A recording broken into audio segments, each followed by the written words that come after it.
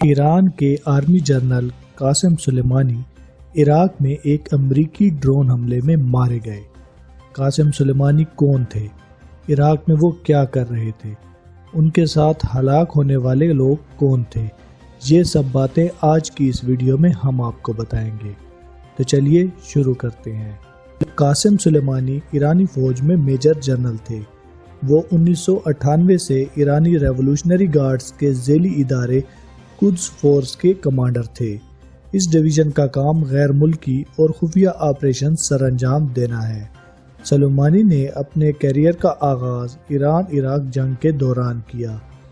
حزب اللہ کو ملٹری امداد دینے میں بھی وہ شامل رہے۔ 2012 میں داعش کے خلاف آپریشنز کرنے کے بعد ان کی شہرت میں اضافہ ہوا۔ 2014 سے 15 میں وہ عراقی حکومت اور شیعہ ملیشیا کی کمانڈ میں شامل رہے، جس نے داعش کو عراق میں ختم کیا۔ کہا جاتا ہے کہ جنرل سلیمانی کا عراق میں اتنا اثر و رسوخ بڑھ گیا تھا کہ وہ یہ فیصلہ کرتے تھے کہ عراق کا وزیر اعظم کون ہوگا۔ امریکہ نے جنرل سلیمانی اور ان کے ادارے کو دہشت گرد قرار دیا ہوا تھا۔ جنرل سلیمانی بہت سے جانی حملوں اور حادثوں سے بچتے رہے، جن میں 2006 میں جہاز حادثہ جس میں کئی ایرانی افسران مارے گئے اور 2012 میں دمشق میں دھماکہ شامل ہے، جس میں بشار الاسد کے کئی ساتھی مارے گئے تھے۔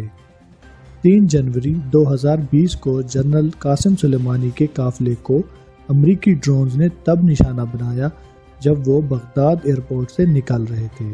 ان کی لاش کی پہچان ایک انگوٹھی سے ہوئی۔ ان کے ساتھ 9 اور لوگ بھی مارے گئے، جن میں عراقی ملیشیا کے لیڈر ابو مہدی المہندس بھی شامل تھے۔